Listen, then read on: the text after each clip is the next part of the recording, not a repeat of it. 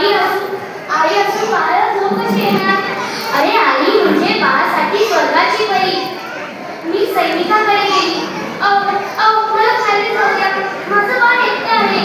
सैनिक म्हणाले, गडाचे दरवाजे संध्याकाळी उघडता येणार नाही. माझ्या डोळ्यातून अश्रू वाहू लागले, पण माझ्या मनात एकच विचार होता, मी माझ्या बाळासाठी काहीही करेन. रात्र बराच झाली होती. चंद्र प्रकाशात भयानक दिसत होता.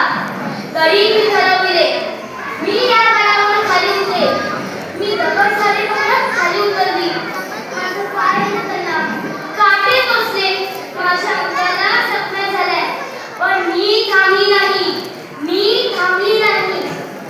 आईसाठी पर्वताला, आईसाठी अंधारे सुगंधित, मातृत्वामुळे संकट काहीच नाही. आईचं धाडस धाडस कर दिव्य आहे ग बाई, मातृत्वामुळे संकट काहीच नाही. शेवटी मी पहाटेच्या वेळी माझ्या झोपडीत पोचली. माझं बाळ रडत होतं. मला पाहताच माझं बाळ माझ्या गळ्यात शिरलं. दुसऱ्या दिवशी ही बातमी छत्रपती